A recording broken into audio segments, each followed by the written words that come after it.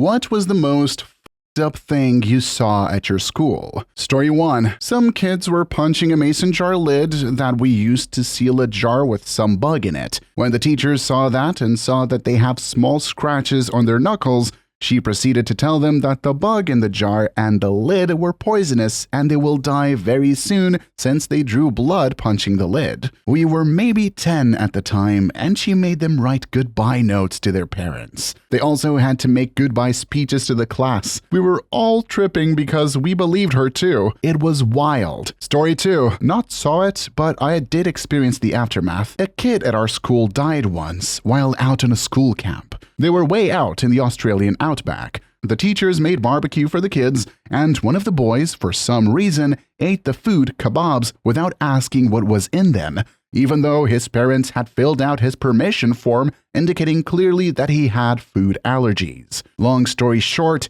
hardcore anaphylaxis. His throat swelled up, fell to the ground, foaming. The school nurse stabbed him with every single EpiPen they had in the medical kit, but nothing happened. Picked him up, threw him in the van, and sped out of the campsite at top speed down the road. They were so far out in the middle of nowhere that there was no phone reception. Can't do anything, can't call for an ambulance or helicopter. They literally couldn't do anything. Finally got to the nearest town and called emergency services. The helicopter arrived, loaded the kid onto it, started treatment, and flew straight back to town. Never made it. He died before chopper even landed. I was working at the school at the time. I had a job offered by the school to graduates, which I accepted, and found out all the details from the school nurse. Whoa, that's a truly heartbreaking story. It's a tragic reminder that even with all the precautions in place, accidents can still happen. I can't imagine the pain and guilt the teachers, the school nurse, and everyone else involved must have felt. In these types of situations, it's crucial to learn from the tragedy and take steps to ensure something like this never happens again. My deepest condolences to the boy's family and friends. Story 3. A new kid at our school grabbed the art teacher's scissors and threw them over a dividing wall when the teacher left the room.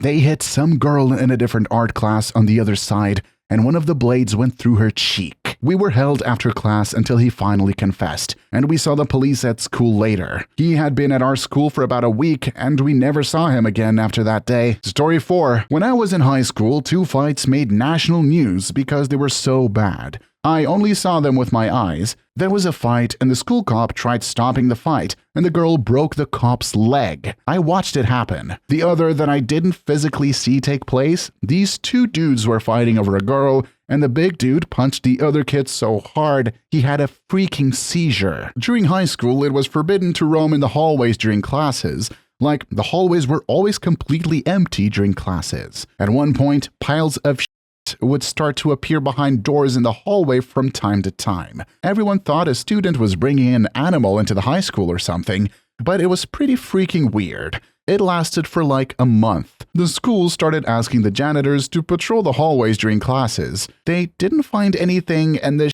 shit would still appear. After a moment, the mystery was solved when a group of girls who were skipping class witnessed one of the students crouching with his pants completely taken off and behind one of the doors in the hallway. The guy was one of the weirdest kids in school and got expelled afterwards. Whoa, those are some wild stories from your high school days. The first one with the fights just goes to show how things can spiral out of control when tensions are high. It's really unfortunate that the school cop got injured in the process, but it also highlights the need for better conflict resolution and violence prevention programs in schools. Seeing someone have a seizure due to a fight must have been a truly shocking and scary experience. As for the second story, that's definitely one of the most bizarre things I've ever heard happening in a school. It's hard to imagine what could have motivated that student to do something so strange and unsanitary. I'm glad the janitors and the school staff were able to put an end to it though. Story 5. In 1981, I was in grade 4 and we had a sadistic teacher. She'd beat us for any reason. The worst I saw was 2 incidents. The first was when she canned a boy on his palm. She thrashed his hand until the skin broke and blood gushed out. The second was when she called a boy up to the blackboard to solve a maths problem. The poor boy was so terrified, he froze. She grabbed him by the neck and smashed his head against the blackboard several times. She regularly did this to him, and eventually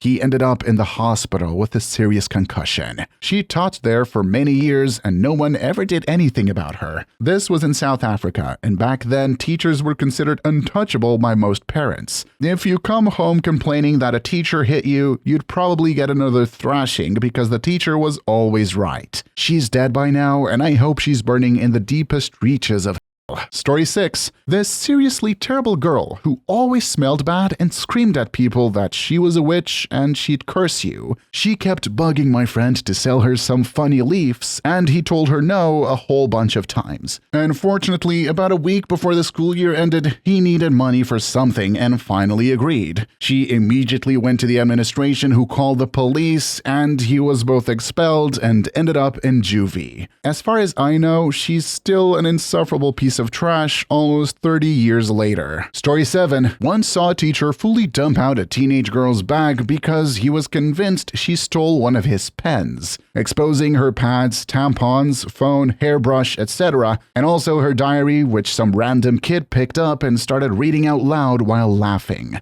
Exposing her life at home, where her mom and dad are mentally abusive towards her. All the kids made fun of her, and the teacher was just screaming at her about a freaking pen. She ran out, and about 20 minutes later, the teacher found the pen under his papers. She transferred schools afterwards, and nothing happened to the teacher for doing this. It's incredibly sad that the girl had her personal life exposed in such a cruel way. And it's even worse that her fellow students took advantage of her vulnerability. The teacher's negligence and the student's behavior are both examples of how toxic environments can be created within schools. This situation could have been handled in a much more respectful and discreet manner. Story 8. I'll never forget the day that everything changed at school, the day that remains seared into my memory like an unshakable nightmare. It was a day that started like any other, but took a turn for the worse in the blink of an eye. It was a chilly Tuesday morning in November, and I was trudging through the hallway to my first class of the day, half asleep and dreading the long day ahead. As I turned the corner, I noticed a large crowd gathered near the gymnasium entrance. Students were huddled together, whispering frantically and pointing towards the gym doors. Curiosity piqued. I pushed my way through the throng of students to get a closer look. My heart raced as I neared the front, and I felt my stomach drop when I finally laid eyes on the source of the commotion. A crimson liquid, dark and thick, was seeping out from beneath the gym doors. Hushed whispers turned to panicked cries as the crowd began to piece together the scene before them. The gymnasium was locked, and no one knew what was happening inside. The sight of the mysterious red liquid was enough to send chills down my spine, and I knew something was very wrong. The gym teacher, Mr. Thompson, appeared out of nowhere, pushing through the crowd with the fierce determination. He fumbled with the keys, trying to unlock the door, his hands shaking as if he could sense the impending doom. When the door finally swung open, the sight that greeted us was beyond anything I could have imagined. The once pristine gymnasium was now a scary scene of chaos and destruction. Blood-soaked paper airplanes were everywhere around the room. And the most horrifying sight of all was the row of dismembered mannequins, their detached limbs scattered through the room like a twisted art installation. A hush fell over the crowd as the realization set in. Someone had staged this gruesome spectacle as a sick joke. It was the most up thing any of us had ever seen. And it was a day that would haunt us for the rest of our lives. In the weeks that followed, the school was consumed by an atmosphere of fear and suspicion. No one knew who was responsible for the twisted scene, but one thing was for sure, our lives would never be the same. The innocence of our high school experience had been shattered, replaced with the chilling reminder of just how twisted the human mind could be. Story 9. It was an unassuming day during my freshman year of high school when I experienced something I'll never forget. The small, tight-knit community where I lived had always felt safe and secure, but that illusion was about to be shattered. Lunchtime was always a chaotic affair, with students rushing to grab their meals and find a place to sit. That day, I was sitting with my friends near the large windows that looked out onto the courtyard. We were laughing and joking, completely unaware of the events about to unfold. Suddenly, we hear a commotion from the other side of the cafeteria. A group of students had gathered around a table, and it was clear that something was going on. Curiosity piqued, we left our seats and headed over to see what was happening. As we got closer, we saw a girl named Emily who was always quiet and kept to herself. She was standing on top of the table, clutching a small, tattered notebook. Her eyes were filled with a strange mix of determination and terror, as if she was both eager and afraid to share what she held in her hands. Without any warning or introduction, Emily began to read aloud from her notebook. Her voice was shaky at first, but it grew stronger and more confident with each word. She spoke of her struggles with depression and the relentless bullying she had endured. She shared her darkest thoughts and her most painful memories, laying her soul bare for everyone to see. The cafeteria fell silent, every eye fixed on Emily as she continued to read. Her words resonated with many of us, and I could see tears streaming down the faces of some of my classmates. For the first time, we saw Emily not as the quiet girl who never spoke, but as a human being with a story to tell, a story that was all too familiar to some of us. When Emily finished reading, she closed her notebook and stared at the crowd with a newfound sense of courage. The room remained silent for a moment before erupting into applause. We had all borne witness to an act of incredible bravery, and it was a moment that would change our school for the better. In the days that followed, students began to open up about their own struggles, inspired by Emily's courage. Conversations around mental health and bullying became more prevalent, and our school community slowly grew stronger and more supportive. It was a turning point for all of us, and a reminder that sometimes the most powerful weapon against darkness is the courage to share our own stories. It's amazing how one person's courage can create a ripple effect that brings about positive change within an entire community. Emily's bravery is sharing her deeply personal experiences with depression and bullying open the door for others to do the same, fostering a more supportive and understanding environment at the school. What's particularly striking about this story is the transformation of the students' perception of Emily. By sharing her struggles, she showed everyone that she was more than just the quiet girl. It's a reminder to all of us not to judge people based on their outward appearances or behaviors,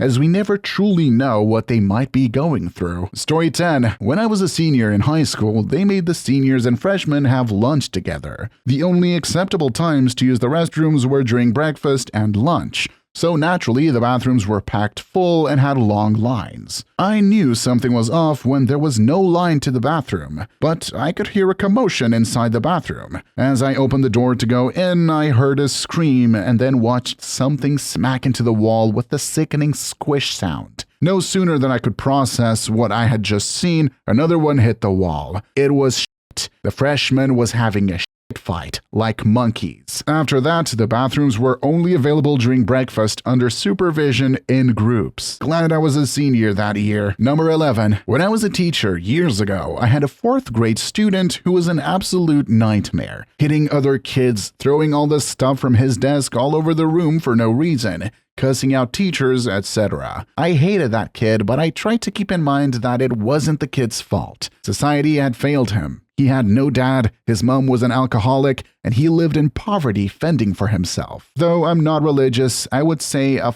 fucking thank you Jesus prayer on the days he didn't come to school. Those actually were pretty rare. I suspect he usually managed to get himself on the bus and get to school because it was the only place he got any food. After a while, I was somehow able to get his mom to come in for a conference to talk about the situation. She came in drunk and started yelling at me that I was a motherfucker who was picking on her son. This went on until the principal came in and pulled her by the arm out of the room. So the days went along. One day after school, I was straightening up the room and noticed there was some writing on one of the books I had set up as a part of a little classroom library. This was a poor school district. There weren't a lot of books available to the kids, so I brought in a bunch of my own favorite childhood books, Charlotte's Web, the Narnia books, etc. I started looking through them and saw that the awful kid, I easily recognized his writing, had written you in pen on a bunch of pages in multiple books. I had a bit of a meltdown that evening, but the days went on. One day, the kid got angry about something and started picking up chairs and hurling them across the room.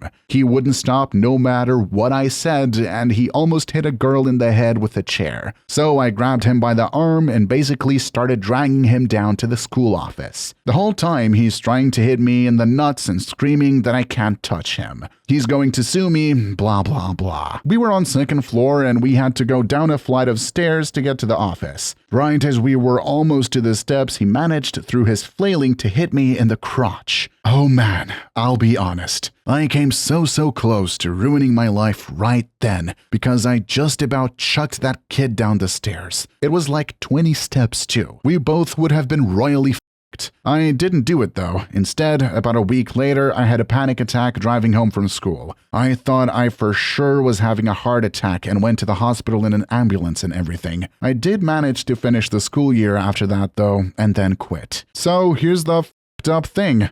I went on to different cities to teach in rich suburban schools where I made more money and had a way easier time of it. And you know how some kids will give gifts to the teacher at the end of the school? I got pretty extravagant gifts sometimes from the kids in suburbia. I once received a $100 Best Buy gift card. One time, a rich stay-at-home mom sewed or knitted a super nice blanket of my favorite sports team. Those were all great, but were forgotten about pretty quickly. I don't teach anymore, but the one gift I ever received from a student that I still have is a chipped and broken little ceramic tiger. That kid that I almost chucked down the stairs gave it to me on the last day of school. He put it in my hand without saying anything and walked away. Please leave your story down below in the comments. I would absolutely love to make a video about them in the future. And also don't forget to like and subscribe.